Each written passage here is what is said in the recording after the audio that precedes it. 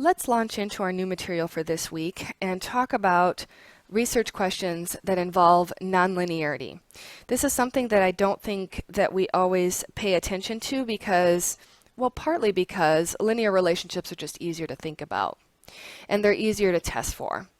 And in fact, there's a book in the notes at the bottom of the slide that I had read about a year ago, and the author was talking about this idea of our kind of bias toward linear relationships. So we think about things in terms of linear relationships rather than nonlinear, and he talks about our implicit assumption that if some amount of something like exercise or other things in our lives, amount of protein consumed, is good, then we assume that more will be better. So we'll get that same outcome jump from additional levels all the way up the line. So if some is good, more will certainly be better, and lots and lots and lots will be amazing.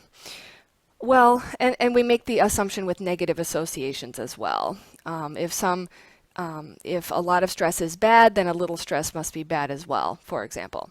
Now, that's not always the case in reality, and he talks quite a bit about this, talking about this idea that nonlinearity is helpful. For example, interval training is one example where we would do a nonlinear cycle where we are doing very fast-paced exercise for a little while, and then we're going slower, and then going up again to full throttle, and then coming back.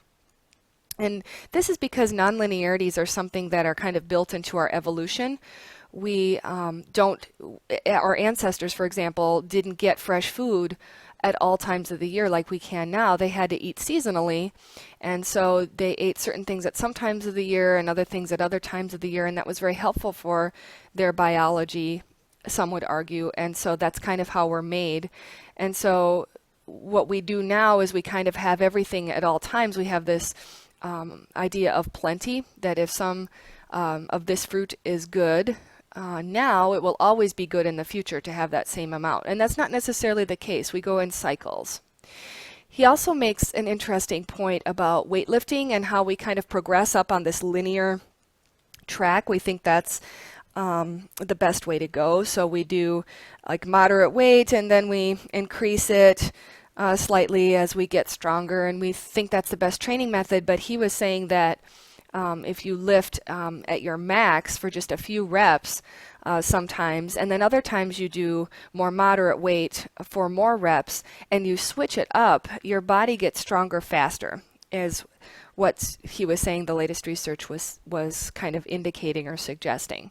So this idea of nonlinearity is important, and a student once astutely pointed out in class a couple of years ago that probably all relationships are nonlinear, such that even if we have a nice positive function at very high levels of something, usually we'll see a tapering off of returns. So it's like this diminishing returns idea where the line will kind of asymptote after a while and then may even go negative. So we'll have a U-shaped function.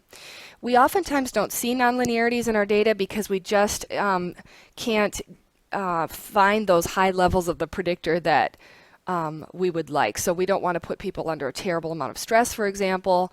And so nonlinearities kind of assume that we have a broad predictor spectrum with all levels up to the highest to the lowest, so that we can see clearly this function occurring. So we want a lot of variability on our predictor in order to see this.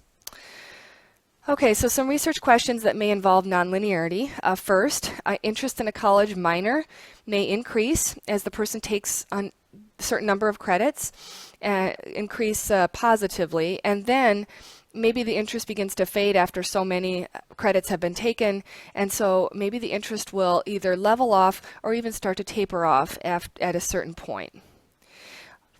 Job performance, strongly and positively related to experience for the first 3 years. So let's say that we're predicting job performance with experience.